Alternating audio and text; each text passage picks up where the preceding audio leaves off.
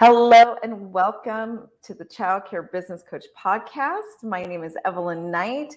Thank you so much for joining us. It is 2024 and I have an amazing interview with me here. I am so excited to bring to you guys Shira, and she is going to talk to you about this major innovative project she has going on. And when she was telling me about it, I got really excited and told her, I got to get you on my podcast. Shira is part of the True Value of Your Voice class that I'm doing right now, which we will be starting our second cohort next month. So if you want information on that, let me know as well. But when I first talked to her about what she's got going, I just thought, yes, you need to get your voice out there. You need to be heard. I am so blessed right now to be working with just people who are on a course to change the world. I was actually talking to somebody yesterday about this, and he actually is just an acquaintance through a mastermind I'm in. And he actually said to me, Evelyn, this is amazing. I'm actually thrilled to have this conversation with you because the work you're doing and the people you're aligned with, I can see 150 years from now, the world is not going to look the same at all because the thought leaders that you are aligning yourself with, what you guys are doing is literally going to change the course of human history. So Shira, I thought about you during that conversation. And I was like, that's interesting. Tomorrow morning, I'm interviewing her and she is one of those thought leaders, kind of just up and coming, amazing thought leader. And I really believe what he said. So why don't you go ahead and introduce yourself and tell us about Revabilities and all the things, and then we'll go into your newest project.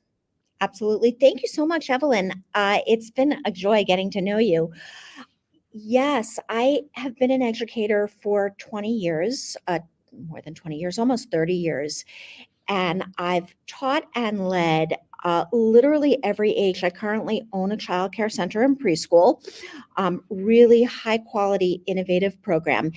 I've taught high school. I've been a principal of pre-K, lower school, middle schools, and I teach in the doctoral program of education at Northeastern University. So run the gamut. And throughout my career, I've been honing in on precisely what you were talking about in the introduction, which just makes my heart sing. Really how you can see glimpses of the future in the classrooms of today, and really honing in on how we can amplify the impact that we bring to support our teachers and our students to make a bigger impact in the ways that matter most. And so for much of my career, the approach was really intuitive, just out of grasp. Love that. And in the past few really challenging, eventful years for education, I've put it all together into a framework and a process, use that process to transform my own school and the schools of an innovative group of pioneers who have been working with me, and now I'm bringing it to a larger audience. And I feel so hopeful and so excited about the possibilities for education. And who better than you? I agree. I know when we were talking about your background, I was really impressed because you have gone through that entire range of the ages. And so you really have such a great grasp of what education truly is from birth. And it seems like so many of us, myself included, we have these segmented expertise, right? And we have these segmented views. And ironically, my first degree was actually secondary education, go figure. But I never really studied elementary. So I have that beginning and almost that end of the K through 12 journey, right? But I never actually taught. I did some student teaching time and I was like, yeah, middle school and high school is not for me, and went to the preschool world. So I think it's perfect because you understand and you can see the whole big picture and how it can flow. And I think that is something that's greatly needed, especially here in the United States, because we are so compartmentalized. And a lot of times the different worlds of education don't understand each other. And I know from you working with me, you know how our 0 to 5 world, we're just like, ooh, we're ECE and that's K through 12. And I love that you're the one pioneering this, because there does absolutely need to be this bridge that is, and I think you're, who better than you to create this new innovative system than somebody who's been there, who's got experience from beginning to end. Thank you. Thank you. Yeah. So the idea emerged from me. My first year is, I was an assistant principal for a short time before I became a principal. I was a principal for 20 years and then opened my early childhood center, wanting to have a place where I could really innovate and really implement all of the ideas that there were constraints on me to bring about in other settings. And I do look in the system at how to work around constraints and how to work with constraints and the creativity within constraints. The idea sparked for me way back in the late 90s when I started, and I was leading, it was a pre-K, actually a 3-year-old to 5th grade school within a K to 12, pre-K to 12. And very tight-knit community, and we spoke to each other a lot. I didn't realize until much later how unusual that was, but people came and talked to, right? People came and talked to us about, right, the really serious things that were going on in their lives.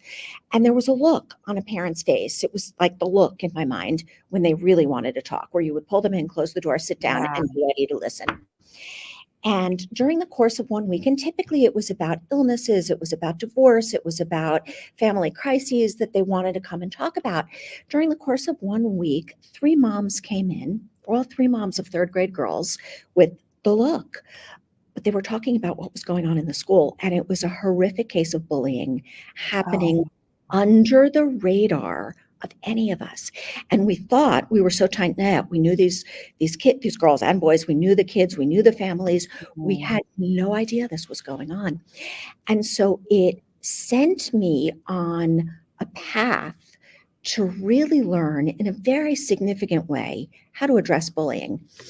And this was, the internet was in its very early days. There wasn't the same ability to connect. So the way that you reached out and researched was different, was more labor intensive and more intentional in certain ways.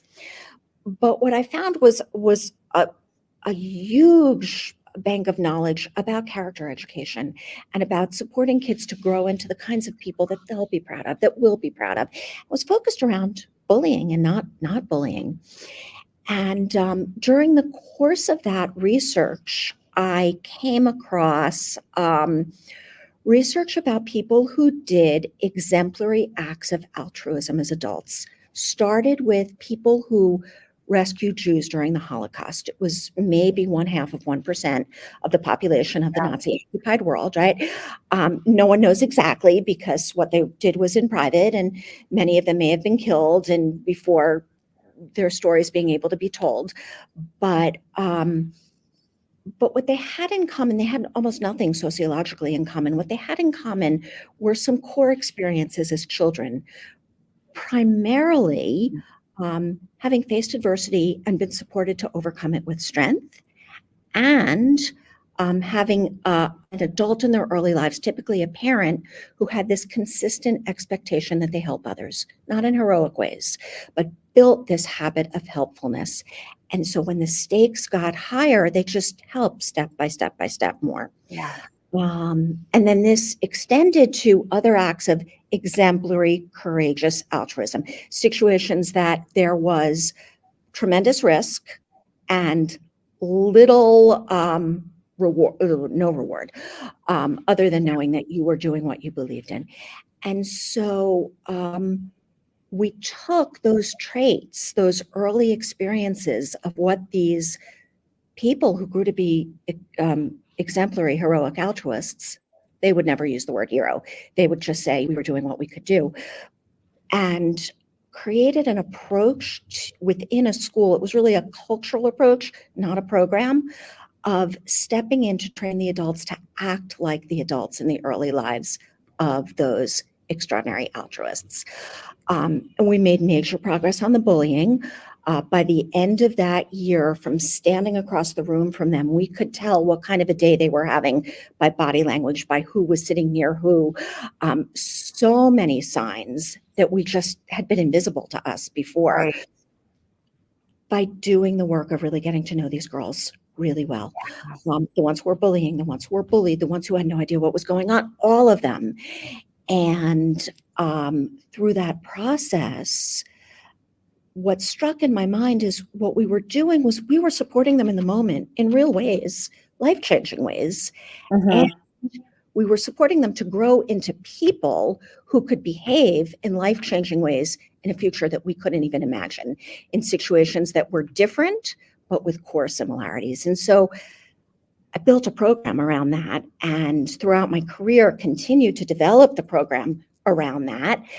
And at long last put it together into frameworks and a more systematic approach to really ground yourself in what matters most in a flexible, adaptive way.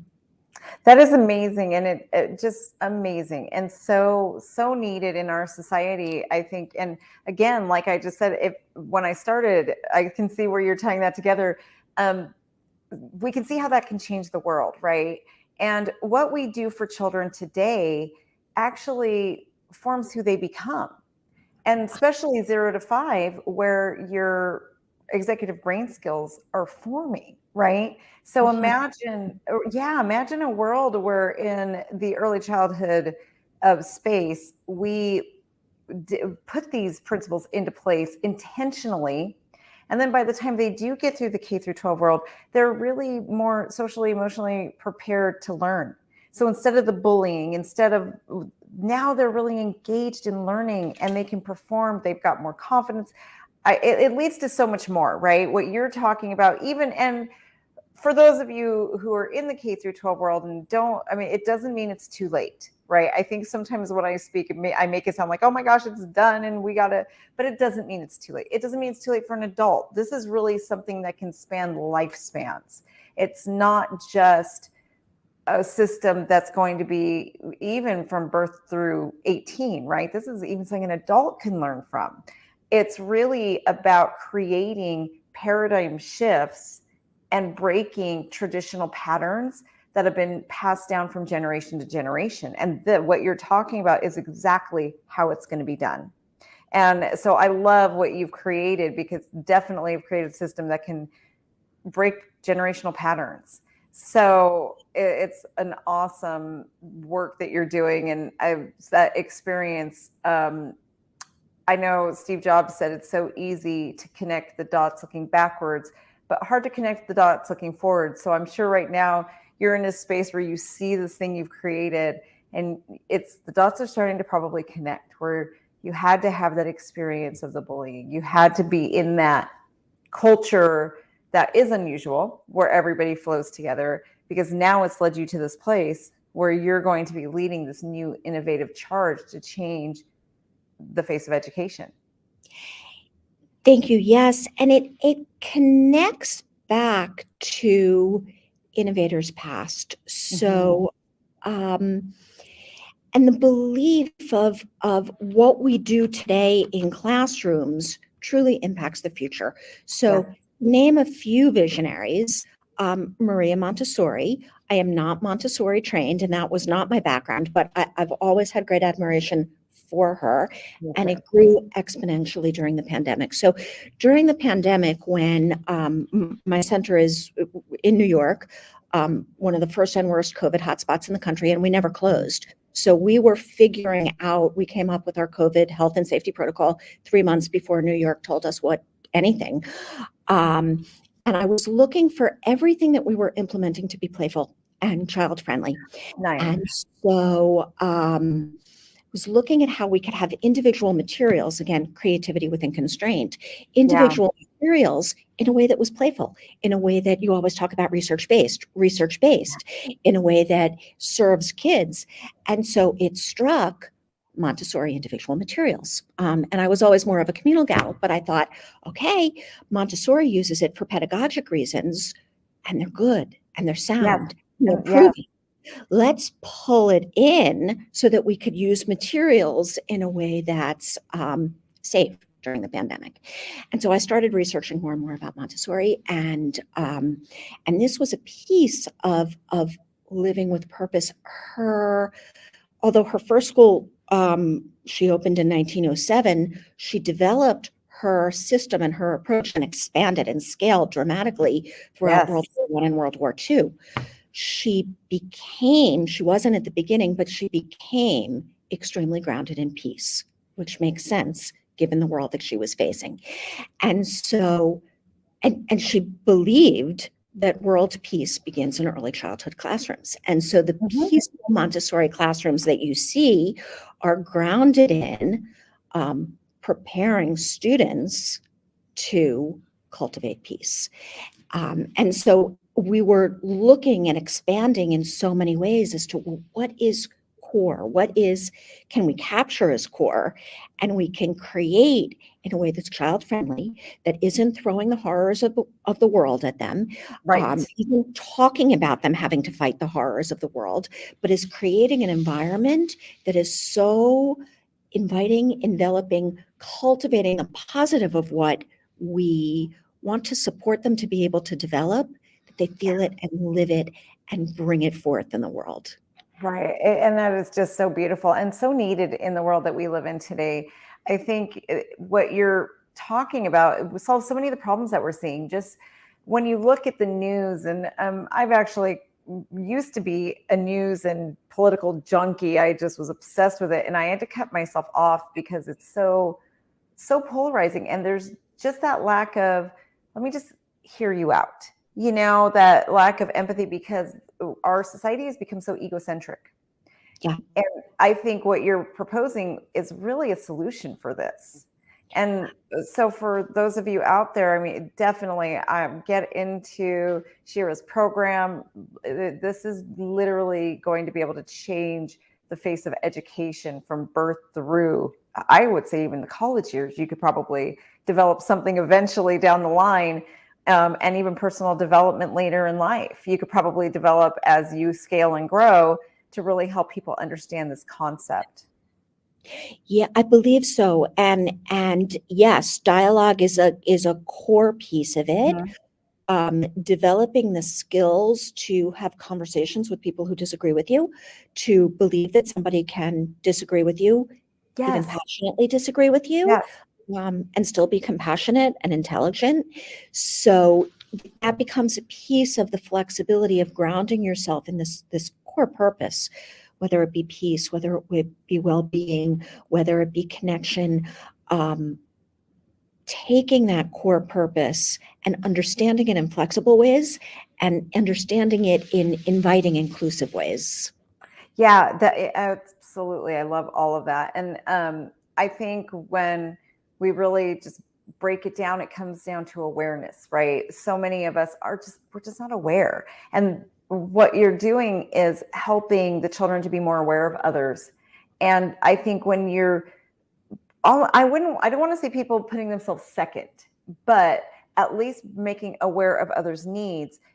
That alone can just change the world, because it just helps us to get outside of ourselves and stop looking at the world from an internal and looking at it from more of a collaborative perspective, which we desperately need right now. So I can definitely see how my conversation yesterday with my friend is so pertinent to what you're talking about, because if this becomes the norm, then 150 years from now, the world will be different. Society can literally change, because we will be seeing it more from a collaborative and also abundant mindset, because what you're talking about is filled with abundance. Part of the issue that we see in the world, and what we are teaching our children from generation to generation, is that there's not enough, right? There's not enough resources, so I have to hoard. There's not enough happiness, so I have to. The other thing that we think sometimes is that if I have it, that means someone else doesn't get it. And really, this paradigm shift and this thought process, like just that could happen through what you're teaching, will help people to see there is more than enough. I can give of myself to this person, and there's still plenty for me too.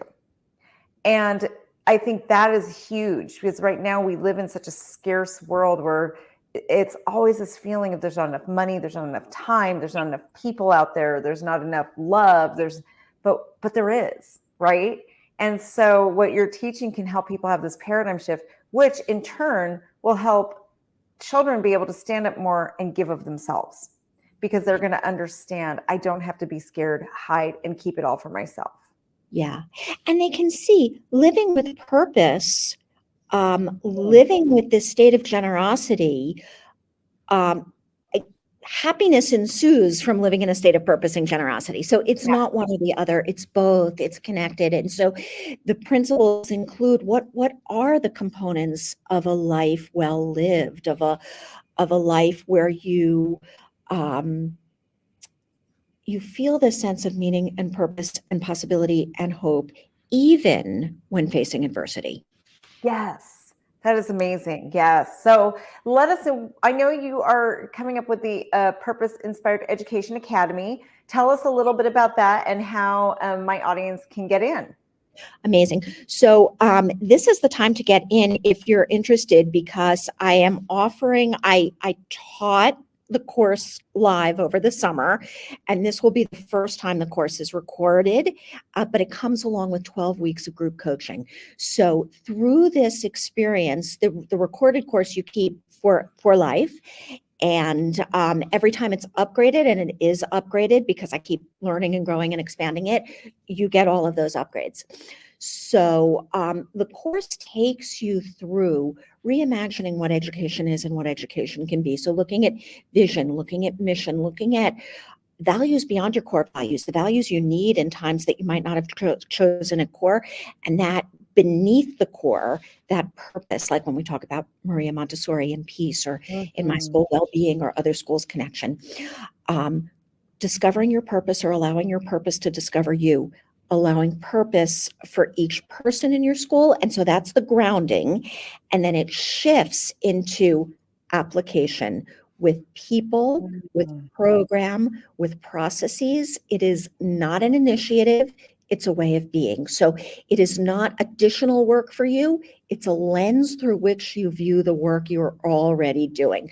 So there's a path and a guide that is customized. So every single action item in it connects to something you're already doing in your work. So through your living, your deepening, and exponentially expanding impact in the ways that matter to you.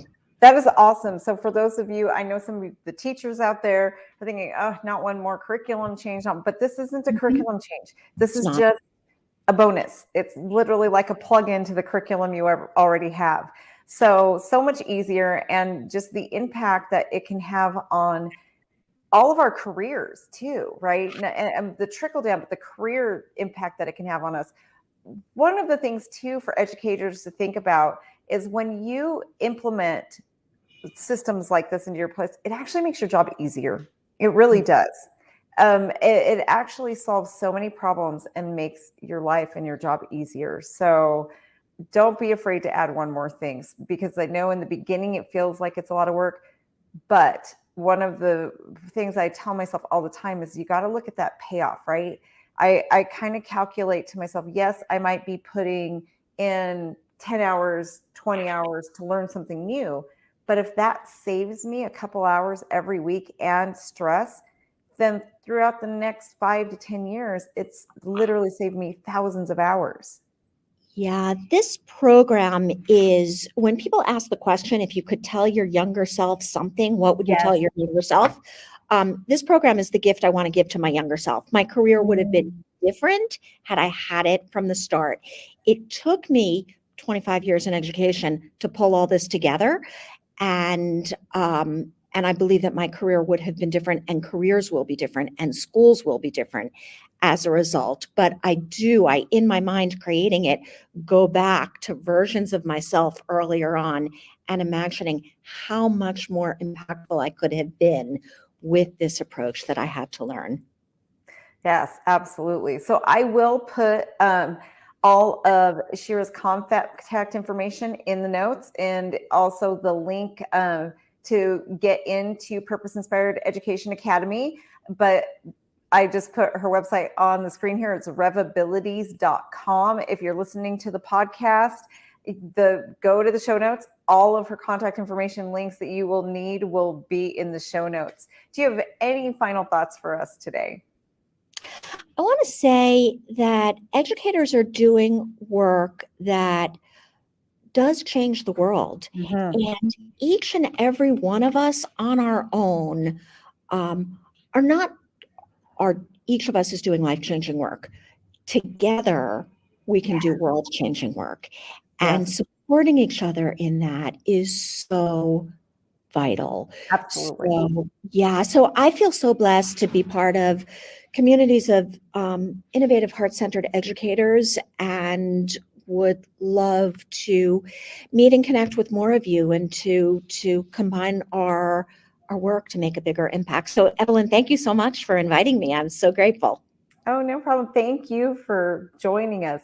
And thank you for those of you listening or watching live. Again, as always, I really, really appreciate when you subscribe and give me a review. I appreciate those 5-star reviews on my podcast, whether you're on Apple Podcast or one of the many places that you're listening to the podcast. If you're watching on YouTube, same, please give this video a like and a subscribe.